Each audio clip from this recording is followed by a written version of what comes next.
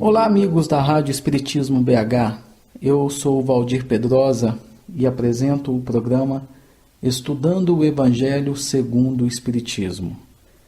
Nas últimas edições do nosso programa, temos estudado o capítulo 15, cujo título é Fora da Caridade não há salvação. A base de nossos estudos tem sido o capítulo 13 da primeira epístola do apóstolo Paulo aos Coríntios, versículo 1 a 7 e também o de número 13, onde o apóstolo dos gentios diz assim a respeito da necessidade da caridade. Abre aspas. Ainda quando eu falasse todas as línguas dos homens e a língua dos próprios anjos, se eu não tiver caridade, serei como bronze que soa e um símbolo que retine. Ainda quando tivesse o dom de profecia que penetrasse todos os mistérios, e tivesse perfeita ciência de todas as coisas, ainda quando tivesse a fé possível até o ponto de transportar montanhas, se não tiver caridade, nada sou. E, quando houver distribuído os meus bens para alimentar os pobres, e houvesse entregado meu corpo para ser queimado, se não tivesse caridade, tudo isso de nada me serviria. A caridade é paciente, é branda e benfazeja. A caridade não é invejosa, não é temerária, nem precipitada. Não se enche de orgulho, não é desdenhosa, não cuida de seus interesses, não se agasta, nem se azeda com coisa alguma, não suspeita mal, não se rejubila com a injustiça, mas se rejubila com a verdade. Tudo suporta, tudo crê, tudo espera, tudo sofre. Agora, estas três virtudes, a fé, a esperança e a caridade, permanecem. Mas dentre elas, a mais excelente é a caridade. Fecha aspas. Sim, meus amigos, é sempre bom recordarmos a palavra de Paulo, o grande apóstolo dos gentios, o grande apóstolo da libertação espiritual. Ainda quando senhoreássemos todos os idiomas de comunicação entre os homens e os anjos, na terra e nos céus, mas se não tivermos caridade, ainda quando possuíssemos as chaves do conhecimento universal para descerrar as portas das grandes revelações, e se mesmo assim não tivermos caridade, se conquistássemos as maiores distâncias, atingindo outros planetas e outras humanidades no império cósmico, e não tivermos caridade, ainda quando, meus irmãos, enfeixássemos nas mãos todos os poderes da ciência, com a possibilidade de comandar tanto os movimentos do macrocosmo quanto a força dos átomos, e não tivermos caridade, ainda quando conseguíssemos dominar a profecia e enxergar no futuro todos os passos das nações por vindouras, e não tivermos caridade, minha gente, então de nada terão valido para nós outros as vitórias da inteligência, porque sem amor permaneceremos ilhados em nossa própria inferioridade, totalmente inabilitados para qualquer ascensão à felicidade verdadeira com as bênçãos da luz. Por isso, é importante termos tudo isto, mas é fundamental termos caridade. Sem ela, nada disso vai adiantar. No livro Vinha de Luz, ditado pelo Espírito Emmanuel ao médium Francisco Cândido Xavier, na lição 162, cujo título é A Luz Inextinguível, Emmanuel comenta a frase de Paulo, onde ele diz que a caridade jamais se acaba.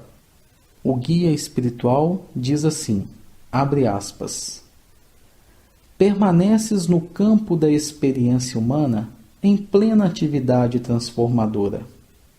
Todas as situações de que te envaideces comumente são apenas ângulos necessários, mas instáveis, de tua luta. A fortuna material, se não a fundamentas num trabalho edificante e contínuo, é patrimônio inseguro. A família humana, sem laços de verdadeira afinidade espiritual, é ajuntamento de almas em experimentação de fraternidade, da qual te afastarás um dia com extremas desilusões. A eminência diretiva, quando não solidificada em alicerces robustos de justiça e sabedoria, de trabalho e consagração ao bem, é a antecâmara do desencanto. A posição social é sempre um jogo transitório. As emoções da esfera física, em sua maior parte, apagam-se como a chama de uma vela. A mocidade do corpo denso é floração passageira. A fama e a popularidade costumam ser processos de tortura incessante. A tranquilidade mentirosa é introdução a tormentos morais. A festa desequilibrante é véspera de laborioso reparo. O abuso de qualquer natureza compele ao reajustamento apressado. Tudo ao redor de teus passos na vida exterior é obscuro e problemático. O amor, porém, é a luz inextinguível. A caridade jamais se acaba. O bem que praticares em algum lugar é teu advogado em toda parte. Através do amor que nos eleva, o mundo se aprimora. Ama, pois, em Cristo e alcançarás a glória eterna. Fecha aspas. E aí, meus irmãos, pensando nesse ensinamento de Paulo, de que a caridade jamais acaba, se nós prestarmos um pouquinho mais de atenção nos fenômenos da vida, seremos capazes de verificar a instabilidade de todos os processos de aperfeiçoamento a que se lhe atrela o carro evolutivo, com exceção do amor, que sustenta as bases eternas. Muitas vezes afligem-se os cultivadores da fé perante os exotismos que surgem nos caminhos do povo nos tempos de mais intensa renovação. Claro que é preciso guardar a chama da confiança em Deus com absoluta fidelidade às leis do bem eterno, a cavaleiro de quaisquer extravagâncias que alguém nos queira impingir. Todavia, com a nossa lealdade ao Senhor, é forçoso não conturbar a nossa tarefa com receios infantis. A caridade jamais acaba, ensinou Paulo, guiado pela inspiração divina. Remontemos ao passado e observaremos, assim, com apoio na história, que as definições propriamente humanas sofrem transformações incessantes. Olha, leis terrestres, com raras exceções, são muito diferentes de um século para o outro. A ciência é sempre clara no propósito de acertar, mas é um quadro de afirmações provisórias, lidando incessantemente a caminho de mais amplos contatos com os princípios que regem as atividades do universo.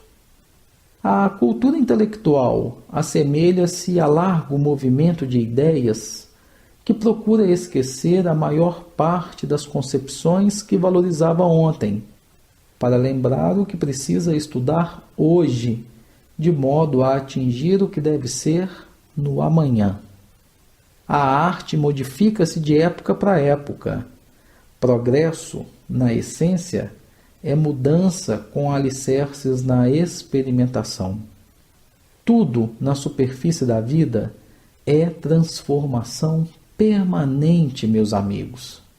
Mas por dentro dela, da vida, vige o amor invariável.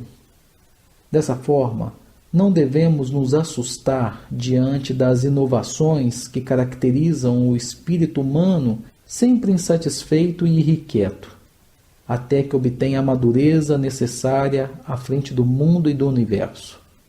Vamos cultivar o amor que constrói e ilumina na esfera de cada um de nós para a imortalidade, de vez que, enquanto aparecem e desaparecem as inquietações humanas, a caridade, por sua vez, jamais acaba.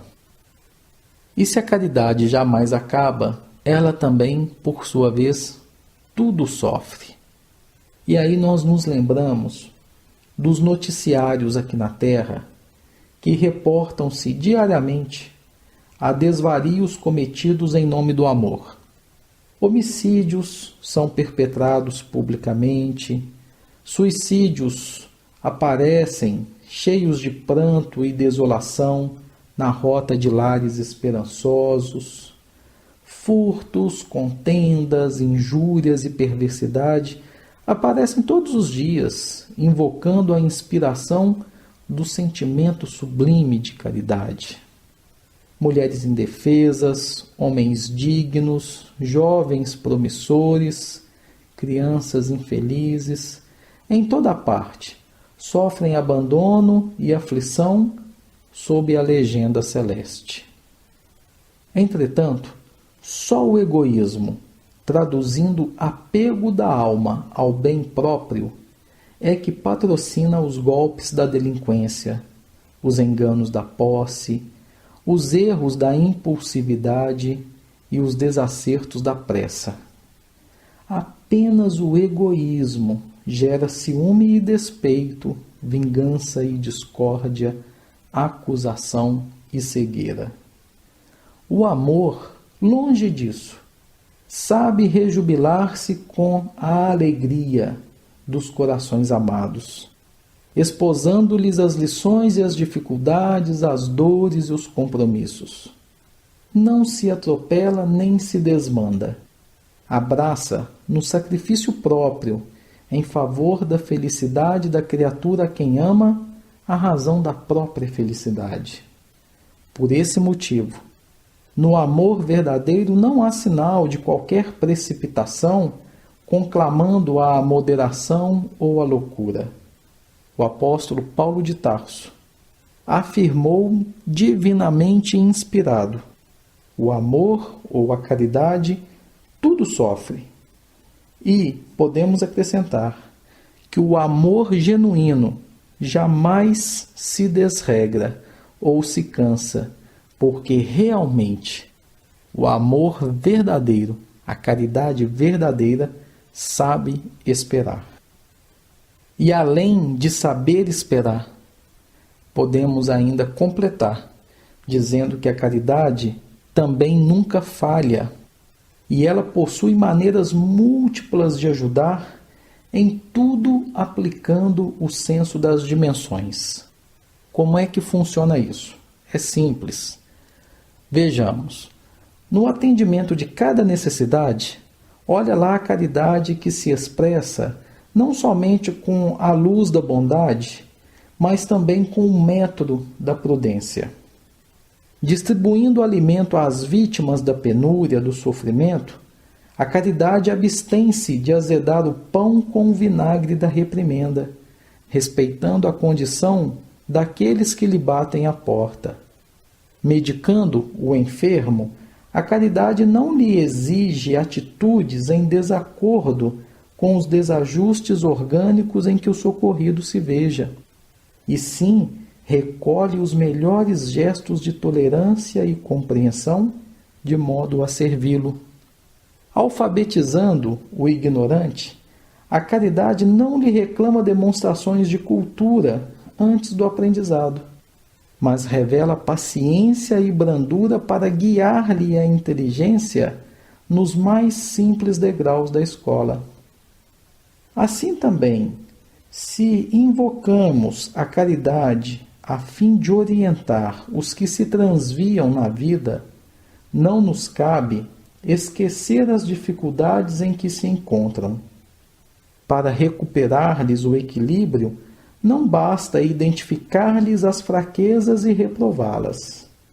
É imprescindível anotar-lhes a posição desfavorável e socorrê-los sem nenhuma exigência. Daí o impositivo de se reconhecer em qualquer parte, quanto à distribuição da verdade, que, se existe um modo distinto para que a beneficência exerça a caridade de saber assistir nos domínios do corpo, é preciso que ela aperfeiçoe igualmente a caridade de saber explicar. Bem, meus irmãos, nós nos encaminhamos para o término, para o final de mais uma edição do nosso programa, onde estamos encerrando o capítulo 15 de O Evangelho segundo o Espiritismo, fora da caridade não há salvação. E nestes últimos 3 programas, temos trabalhado os conceitos trazidos por Paulo na sua primeira epístola aos Coríntios. E vamos terminar o programa de hoje novamente com Paulo, mas dessa vez não na epístola aos Coríntios, e sim com uma mensagem que ele ditou em Paris no ano de 1860 e que se encontra em O Evangelho segundo o Espiritismo, no item Instruções dos Espíritos, do capítulo 15, o qual estamos estudando, e o título da mensagem é o mesmo título do capítulo: Fora da caridade não há salvação. O apóstolo dos gentios, então no ano de 1860, ditou a seguinte mensagem, abre aspas: Meus filhos, na máxima, fora da caridade não há salvação, estão encerrados os destinos dos homens na terra e no céu. Na terra, porque à sombra desse estandarte eles viverão em paz. No céu, porque os que a houverem praticado acharão graças diante do Senhor. Essa divisa é o facho celeste, a luminosa coluna que guia o homem no deserto da vida, encaminhando-o para a terra da promissão. Ela brilha no céu, como auréola santa, na fronte dos eleitos, e na terra se acha gravada no coração daqueles a quem Jesus dirá: Passai à direita, benditos de meu Pai. Reconhecê-los-eis pelo perfume da caridade que espalham em torno de si. Nada exprime com mais exatidão o pensamento de Jesus. Nada resume tão bem os deveres do homem como essa máxima de ordem divina. Não poderia o Espiritismo provar melhor a sua origem do que apresentando-a como regra, por isso que é um reflexo do mais puro cristianismo. Levando-a por guia, nunca o homem se transviará. Dedicai-vos assim, meus amigos, a perscrutar-lhe o sentido profundo e as consequências, a descobrir-lhe por vós mesmos todas as aplicações. Submetei todas as vossas ações ao governo da caridade e a consciência vos responderá. Não só ela evitará que pratiqueis o mal, como também fará que pratiqueis o bem, porquanto uma virtude negativa não basta, é necessária uma virtude ativa. Para fazer-se o bem, mister sempre se torna a ação da vontade. Para se não praticar o mal, basta, as mais das vezes, a inércia e a despreocupação. Meus amigos, agradecei a Deus o haver permitido que pudesseis gozar a luz do Espiritismo. Não é que somente os que a possuem hajam de ser salvos. É que, ajudando-vos a compreender os ensinos do Cristo, ela vos faz melhores cristãos. Esforçai-vos, pois, para que os vossos irmãos, observando-vos, sejam induzidos a reconhecer que verdadeiro espírita e verdadeiro cristão são uma só e a mesma coisa, dado que todos quantos praticam a caridade são discípulos de Jesus, sem embargo da seita a que pertençam. Fecha aspas. Meus amigos, com esta belíssima mensagem de Paulo, nós interrompemos o programa de hoje, como diz Paulo, agradecendo a Deus por nos ter concedido a bênção da doutrina espírita que nos ilumina o entendimento, que nos fortalece os propósitos, a fim de fazermos da nossa vida uma vivência diária da caridade. E vejam que Paulo fala sobre a nossa responsabilidade como verdadeiro espírita, verdadeiro cristão, que é através dos nossos exemplos que as outras pessoas poderão também, aos poucos, irem se modificando. Então é uma responsabilidade que nos cabe, é uma responsabilidade da qual já estamos investidos e que temos o compromisso, o dever consciencial de cumpri-la. Jesus conta conosco e, sem dúvida alguma, Ele nos abençoa, nos fortalece e nos ampara, através da presença constante, amiga, benfazeja, dos inúmeros trabalhadores do plano espiritual que nos amparam em todos os momentos da vida e nos fortalecem nesse nosso anseio íntimo de praticar a caridade junto aos nossos irmãos e junto a nós mesmos. Nós agradecemos a todos os nossos amigos pela companhia e esperamos que estejam conosco no próximo programa, onde iniciaremos os estudos sobre o capítulo 16 de O Evangelho segundo o Espiritismo, cujo título é Não se pode servir a Deus e a Mamon.